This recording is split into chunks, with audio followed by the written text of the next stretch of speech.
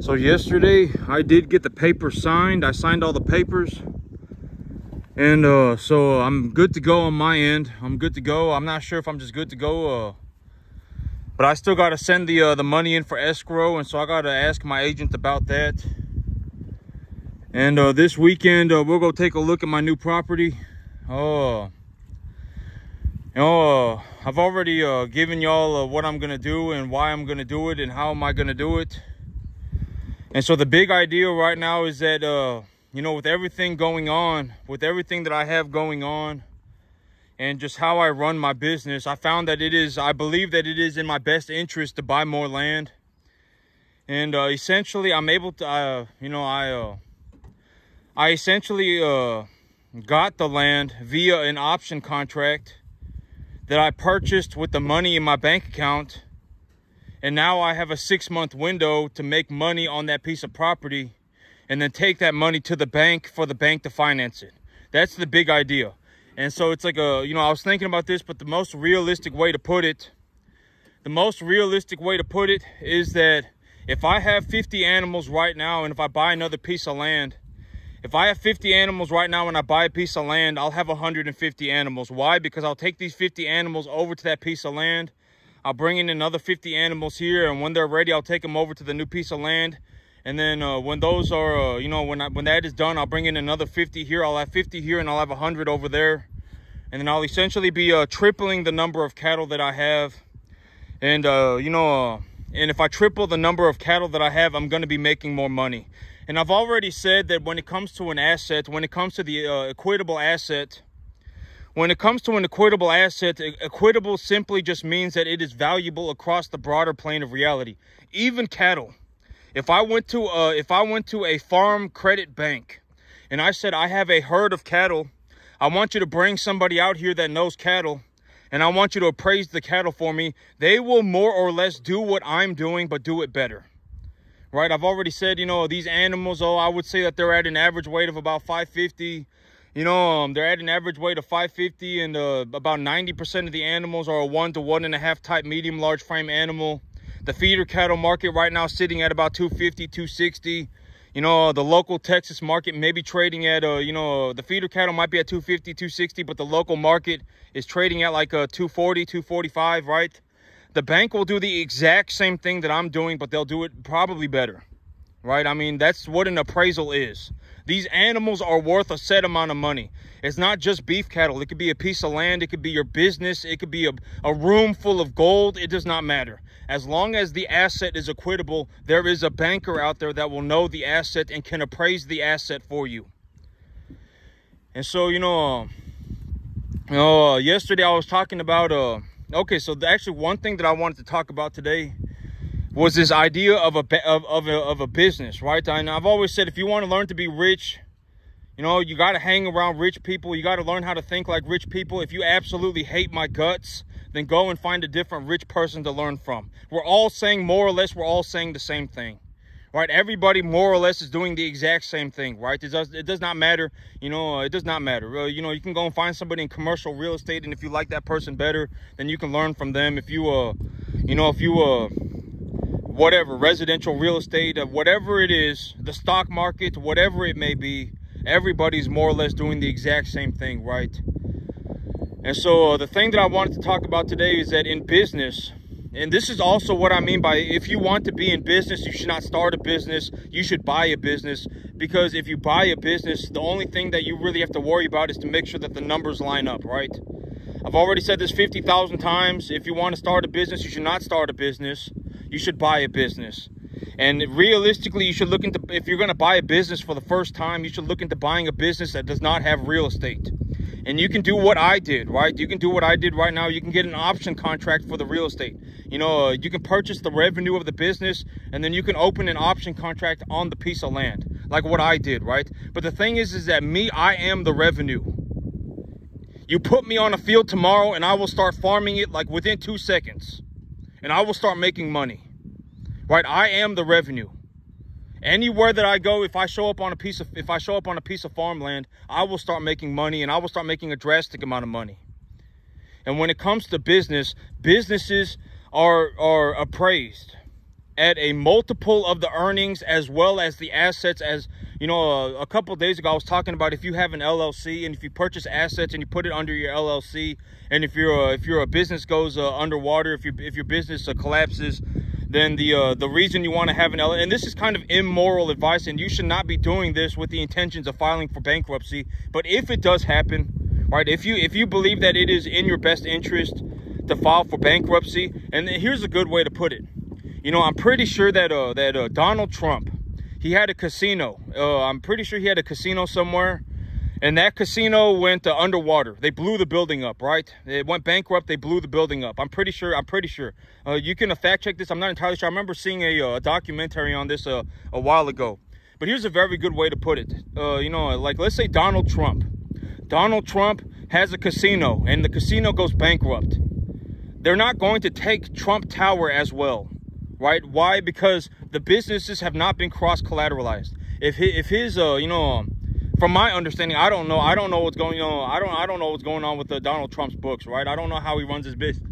I don't know how he manages his numbers. But you know, if Trump's casino went bankrupt, they're not going to take Trump Tower as well, right? And that's also why if you have a new business, you should always file for a new LLC or a new corporation or whatever it may be that it is that you're doing. Because if your LLC goes underwater, nobody can take away your stuff. You know, they can take away the assets and the business, like they can take away my tractor, right? But they can't take away my other assets. They can't take away my house. They can't take away my truck. If I have another LLC, they can't take that away. They can only take the stuff within the LLC.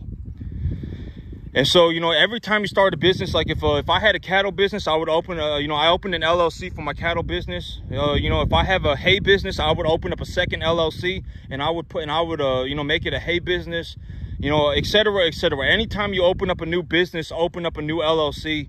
You know, here in Texas, it only takes like 30 minutes to open up an LLC. It only costs $300, and then you're good to go. You just do it on the internet. It doesn't take very long anyway. And the amount of legal safety that is provided to you is very high. And so I would highly suggest, if you are looking to get into business, that you open up a corporation or an LLC. And anytime you start a new business, like if you have a cattle business and you're making money on your cattle business and you're like, man, I want to get into the hay business. I want to get into the hay business. If you want to get into the hay business, open up a second LLC.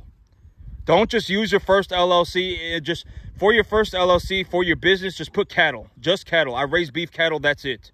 And then for your second LLC, put, I grow and sell hay, right? And then separate your assets. Because if let's say you have a tractor for LLC number 2, and for LLC number 1, all you have is cattle. Well, if LLC number 1 goes underwater, they can't take away your tractor because your tractor is in LLC number 2, right? And if you want to know the exactly what's going to happen in terms of legal repercussions, talk to a lawyer, right? Talk to a lawyer. I'm just saying from the basic things that I know, it is in your best interest to just open up different LLCs. Anytime you go on a different business adventure, or not adventure, do not go on an adventure. Anytime you go on a new business venture, like let's say you're taking a look at it and you go, oh man, you know, I can start a hay business. You know, I'm taking a look at my grass. I was growing some grass, and I can start a hay business and start an LLC, and then put the tractor under it, and then go about it that way. But okay, so the thing about starting a business is that in the world of business, and this is what I mean by 99% of people are tards and they just have no idea, and 1% of the world actually knows. But in the world of business, starting a business is monumentally the hardest thing that you can do ever. And when it comes to business, the hardest thing that you could ever do in business is start a business and be successful. The hardest thing. If anyone tells you different, just take that as a sign that you are dealing with a tard.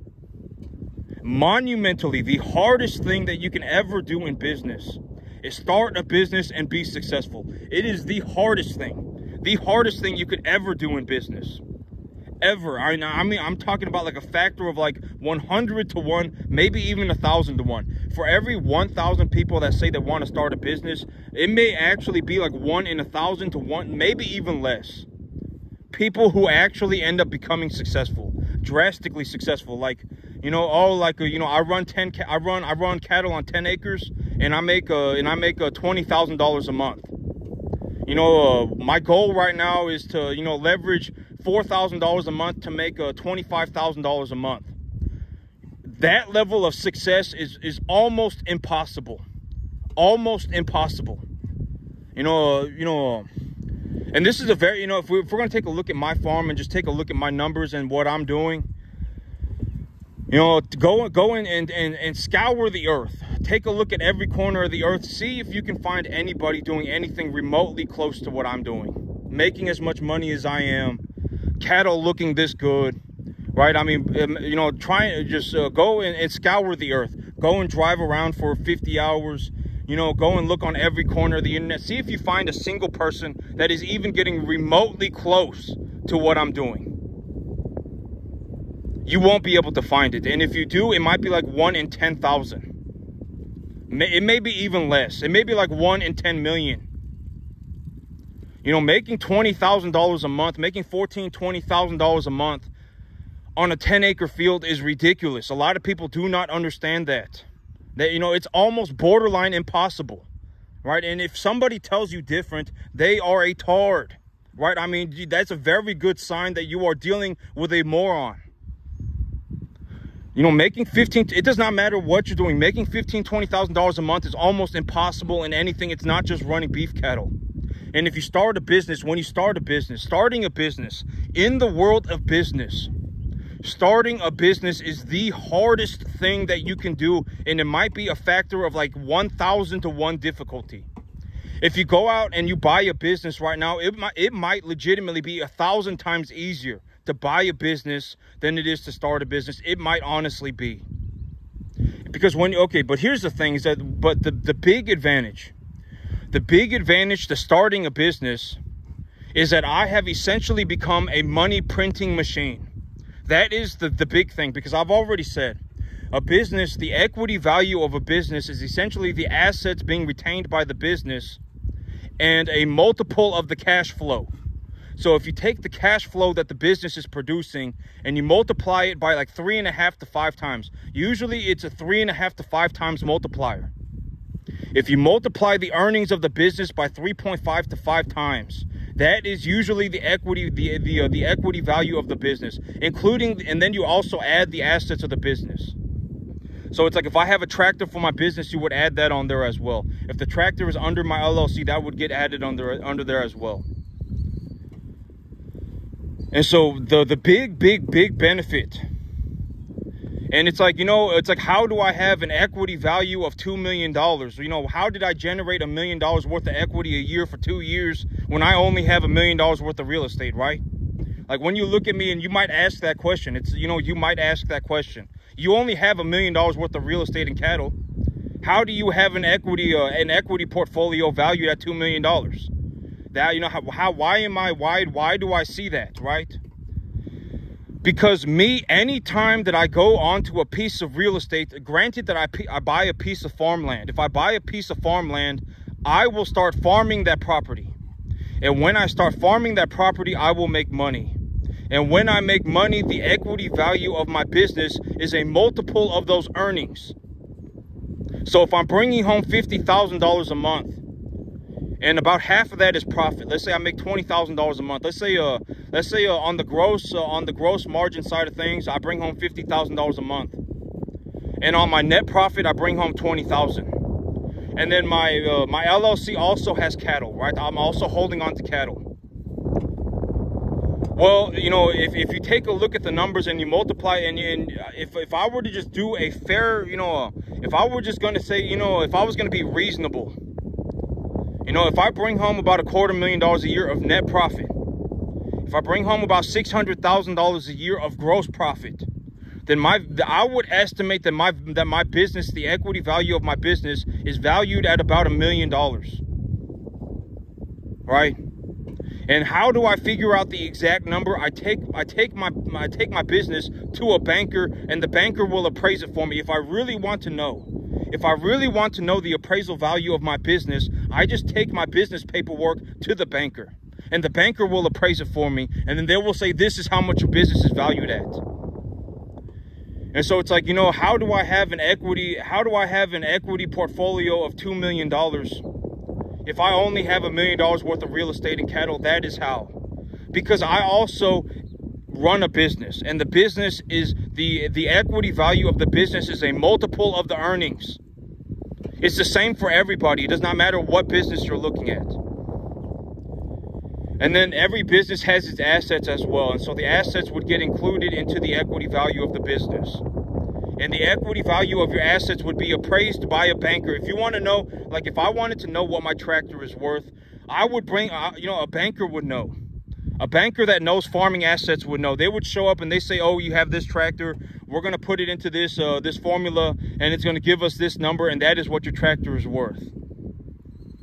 You know, oh, you got this many cattle, and you got this type of cattle. You know, the feeder cattle market sitting at this range, and your animals are at about this weight. You know, this is what your animals are appraised at. This is what your animals are roughly worth.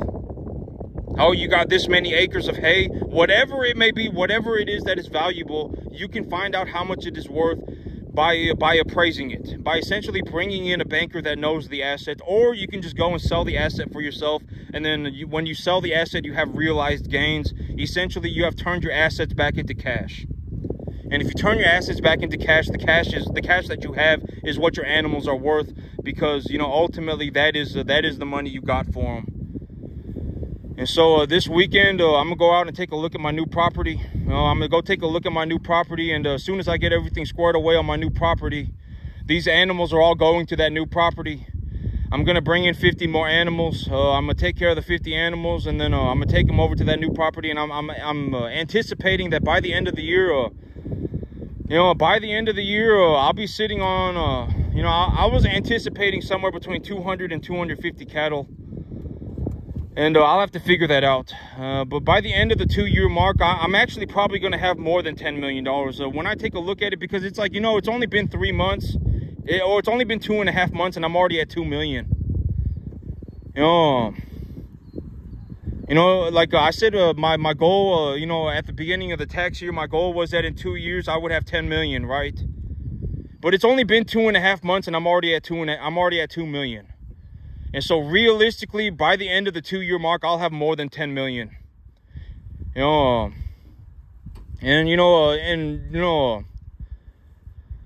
I've already said, if you're genuinely worried about doing anything, like if you start an LLC, and if your LLC goes underwater, it's not that big of a deal, right? Because at the end of the day, the only thing that the bank can really fiddle fart around with are the assets that are tied to your LLC. They can't take your home away. They can't take your truck away. They can't take your other LLC away. At the end of the day, I would highly suggest, and then you can go and talk to a lawyer about it. You can go and talk to a lawyer about it.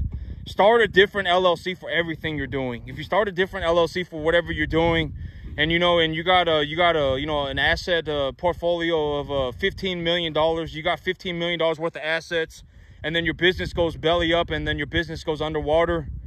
Well, the only thing they can really do is fiddle fart around with your $15 million worth of assets. They can't take your home away. They can't take your truck away. They can't take your other LLC away. So there's nothing to worry about. I'm not going to say that there's nothing to worry about. There's a lot to worry about. You should be worried. I mean, you should be thinking about your business. But there's no reason to be scared.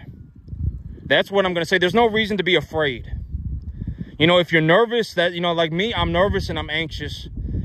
Because I'm having to buy this land. I'm buying this land. I'm getting everything together. I'm gonna have to go over to this new piece of land, and I'm probably gonna have to herbicide it, and I'm probably gonna have to shred it, and then I'm gonna have to get a fencer put in, and I'm gonna have to get a fencer over there to put the fence in, and then I'm gonna have to get a well drilled, and then I'm gonna have to move 50 animals over there, and then I'm gonna have to bring 50 animals over here. I'm not gonna say I'm anxious, and I'm not gonna say I'm nervous. I'm anticipating a lot of things are gonna happen. And that anticipation is making me feel a sort of way, right? It's not making me scared. It's not making me nervous. It's not making me anxious. It's making me feel like I'm anticipating something, right? I'm in a state of anticipation. That's the best way to put it. I'm in a state of anticipation because I got the contract signed. I got the property. I'm going to go over there this weekend and take a look at it, figure out what I'm going to do. But I need to get a fence builder over there to put in the fence. I need to get a well driller over there to drill the well. And then I need to move these 50 animals over there. And then I'm also going to have to put up CCTV cameras. That's the thing, nowadays, back in the day, like the CCTV cameras, You know, you used to have to hook them up to a box, and they would record everything that is going on that box. But nowadays, these CCTV cameras, if you have you know, access to cellular network, if you can use your cell phone while you're on your field, your CCTV camera can actually connect to a cloud storage system. You know, it can connect to like a virtual data bank, and it will record everything on that virtual data bank. You know, everything that is happening 24 hours a day, it will record on that virtual data bank over the cloud. And these CCTV cameras are solar powered nowadays. And so, you know, you can put them anywhere you want as long as you have cell phone reception, and they're going to record everything that happens 24 hours a day. And that's the thing, you know, I've already said that, you know, if you talk to me, you know, because at the end of the day, I'm going to get paid no matter what, right? I mean, as long as I run cattle, it doesn't matter. I'm going to make money. And, you know, I feel like a lot of people, you know, they live in this jar, right? They live in a jar. I mean, you know, they're borderline mediocre, and, you know, they have a lot of problems, and then they go and they think highly of themselves, right? And then they make no money. And I always say bake money into the pie, and it's like, you know, if we just bake money into the pie and we just consider the money and we don't consider anything else, I've put away $1 million worth of equity a year for the last 2 years. You know, I don't personally know anybody in my entire, I don't personally know anybody that has accumulated wealth at the rate that I have. I don't know anybody, not a single person. You know, $1 million a year of equity is a substantial amount of money, and I managed to do it for 2 years in a row. You know, I have an equity portfolio valued at probably just over $2 million.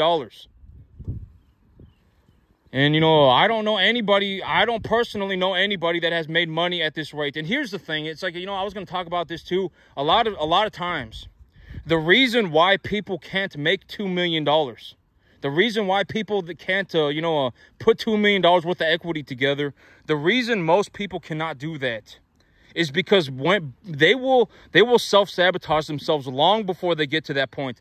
Like, how am I supposed to know that? Like, you know, when I look at somebody, I don't see some La La Land fairy, right? Like, that person may have given up on themselves a long time ago. That person might have become complacent and mediocre a long time ago. Like, I don't know. Like, what is their decision-making system? I don't know. Are they sitting there going, man, if I invest $500, I can grow $5,000 worth of hay? Are they sitting there thinking that? If they were, they would be doing it. Right? I mean, are they sitting there going, oh, you know, if I put $1,000 into this thing, I can make $5,000 on it. Are they doing that? I don't know. Right? But probably not. Because, you know, okay, and here's the thing. When it comes to money, I've already said this like 20 times. If you had the choice between being poor and you had the choice between being poor and being rich, you would choose to be rich. And the reason almost nobody is rich is because poor is all they know, right? Poor is all they know. You know, they live in a microcosm of a universe that is poorness, right? And I've already said being poor does not hold any advantage. If you're poor, you're not a good person. Like, being poor does not make you a good person. You might still be a tard, right? You might be poor because you're a tard. Right? I mean, it's very real. And here's the thing, you know, and it's like me, you know, because, you know, I believe that one of the things that happened to me when I made a ballistic amount of money was that, you know, it's like me, I'm going to get paid no matter what. And so I can speak my mind, you know, like people's opinions of me don't matter. I mean, you know, why would I go and take advice from somebody who was legitimately mediocre and poor at best? Right? I mean, they gave up a long time ago. You know, if they went and tried to start a business tomorrow, they would fall apart, right? I mean, they're mediocre at best. They might even be below average. Why would I listen to somebody like that? Why would I take their advice, right? They're not making any money at all. If anything, they're going underwater. Why would I give, you know, why would I even remotely care about an opinion like that? I'm going to get paid anyway. I'm going to get paid no matter what. As long as I run cattle, I'm going to get paid no matter what. Right? And so, you know, I'm going to speak my mind. You know, that's one of the big things that I got to have as a rich person. As a rich person, it's like, you know, as long as I continue to run my cattle, as long as I do not self-sabotage myself, as long as I do not ruin my own life, I essentially have more money than I can ever use. You know, I can take my cattle and I can put them on grass, and when I put them on grass, they'll put on weight, right? I just got to go to the market and buy 1 to 1.5 type animals. I just got to grow grass. You know, I got to take care of my animals. I got to make sure that I don't self-sabotage myself. And if I do those things, I will essentially have an infinite amount of money. I can make as much money as I want. I am a world-class cattleman, world-class farmer, right? Legitimately, it might be a 1 in 10 million type odd. You know, like if you went and took a look at 10 million farms right now, there might not be a single one making as much money as me per acre on a commercial cattle farm. I can make as much money as I want. You know, and a lot of people end up being poor because they act like a tard, right? I mean, you know, it's like, and if you took a look at the world, if you genuinely took a look at the world for what it was, you can buy 98% of anything on the entire planet when you make $60,000 a year. Granted that you have a long enough investment time frame. You know, if you're 18 years old and you make $60,000 a year, if you're 20 years old and you make $60,000 a year, and you say, hey, when I'm 25, when I'm 30, I want to have a middle-class home. So you start making an investment portfolio for yourself. So when I'm 18, what I'm going to do is I'm going to buy a $200,000 starter home. How much is that $200,000 starter home going to cost me? After property taxes and everything, it's going to cost about $1,500 a month. It's going to cost about $1,500 a month if you're, you know, maybe up to 200 or not 200, up to 2,000, somewhere between there. And it's like, okay, and you sit down and you go, well, I make $5,000 a month. All right, I make $5,000 a month, and, you know, 2,000, you know, is I can do that, right? And then, you know, you take your mortgage, and then you make an extra, you know, whatever it may be, right? I mean, you know, $1,500, or let's say, you know, if you're married and your wife works too, you know, if you bring home 60 and you sit down with your wife and you say, you know, the love of my life, I am, I would, you know, we should sit down and, you know, think about what we're doing with our money and plan for our future. And let's say your wife brings home $50,000 and you bring home $60,000, so you as a family bring home $100,000, and you say, you know, if we just keep our jobs, and we love each other, and we don't cause each other problems, you know, we just don't do anything that's going to cause any strain on our relationship. If we just work together for 5 years, we can pay off this home. And when we pay off this home, we can sell the home and use the equity in the home to use as a down payment for our dream home. And when we have our dream home, we can start a family, right? Even that, if you spoke like that, I would consider you a rich person. And it's like, you know, your family brings home about $100,000 a year. You bring home maybe a 60, and your wife brings home 40, or whatever it may be, right? You as a family bring home about $100,000 a year. If you genuinely told me that that is what is going through your mind, even then, I would consider you a rich person, right? I would say, yeah, you're definitely, I would consider you a rich person. You don't need a set amount of money to be rich. I've already said that being rich, when you want, it's like crossing a threshold. If you want to go from being poor to being rich, it's like crossing a threshold. It's not like getting to a certain amount of money. You know, it's like, you know, you have to get to that point where you are doing better for yourself, and then you don't ruin it for yourself. And when you don't ruin it for yourself, that is when you have become rich. Right? But if you sit there, oh my God, life is unfair. Oh my God, I fell out of heaven at 7. Oh my God, you know, $10 an hour. Oh, if I have to go out and find a job that makes $10 more an hour, life or death battle for everything. That is poor behavior. That is how you're poor. Right? That is why you're poor. And I've already said, if you were poor yesterday, and I can almost guarantee, if I took the bet with the entire country, 10 to 1 odds that I just said everybody's poor. Everybody's poor. And I just took the bet 10 to 1 odds. With the entire country, I would make money on that bet.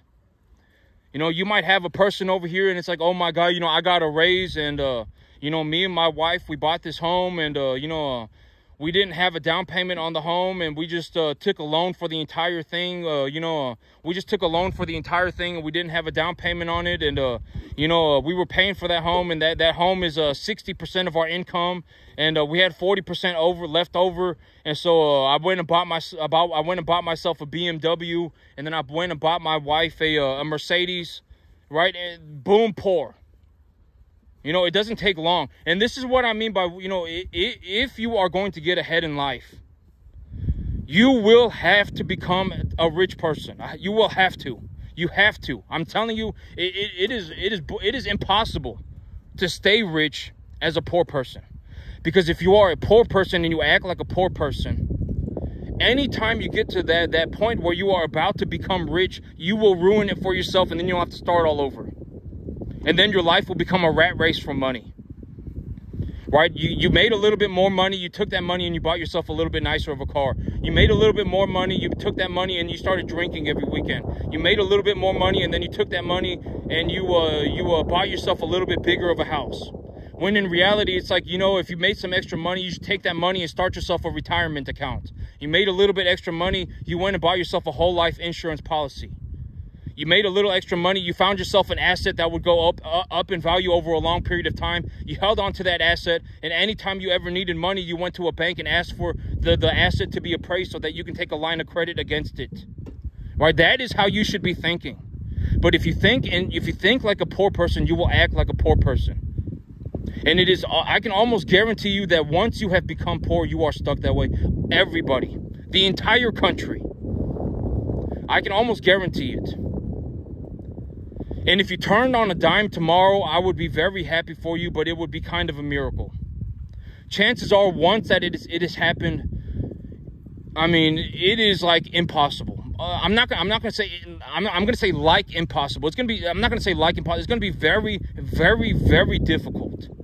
And if you turned on a dime tomorrow, I would be very happy for you. You know, and you know. And I sincerely hope that you do better for yourself, right? I do. Because there is no benefit to, you know, people failing. Like, because I've already said, like, you know, I got CCTV cameras, and, you know, if anything happens to one of my cattle, it's like at the end of the day, you know, there's a very real possibility that I make like 40 times more money than you do, right? Anybody on the planet, I mean, you know, anybody on the planet, $1 million a year is pretty substantial.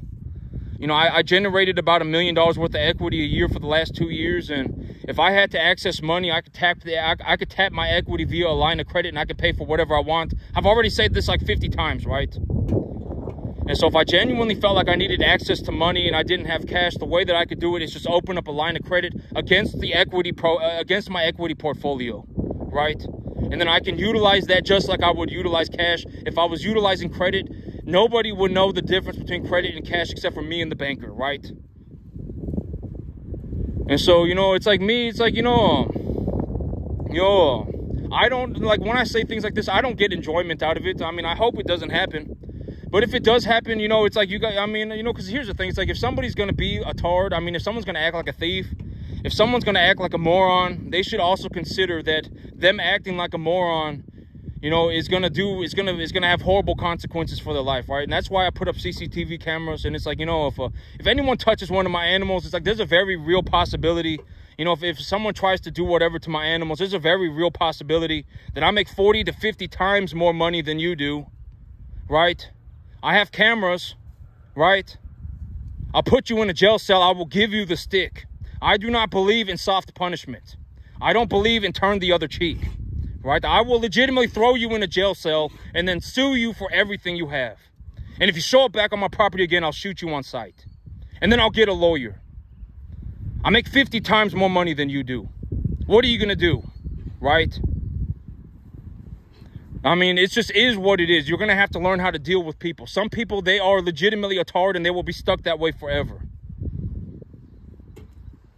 You know, and if you're legitimately, okay, here's the thing. It's like, if you're poor and you've come up with some, you know, like, I remember there was this one time, right? There was this one time, and there was this guy, you know, there was a young lady working the front, and she was the only person working the front.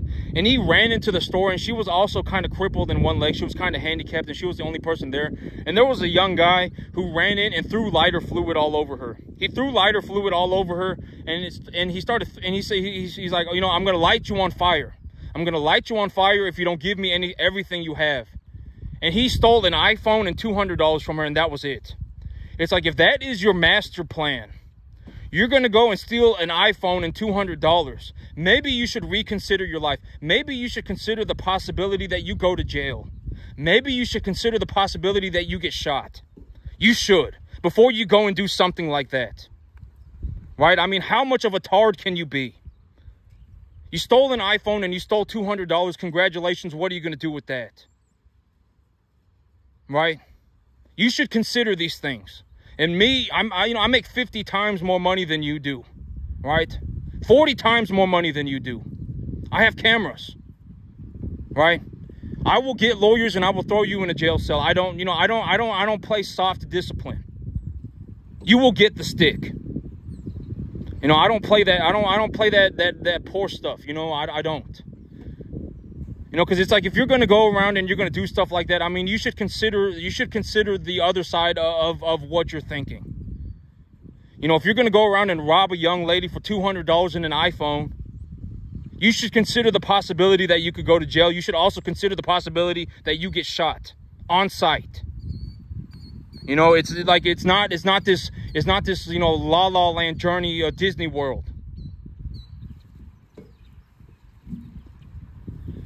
And so me, I'm going to go over to the new field, this weekend. I'm going to take a look at everything. I'm going to take a look at the grass. I'm going to shred the grass. I'll probably herbicide the field. I have to get a fence builder over there to put in the fence, and I have to get a well driller to drill a well.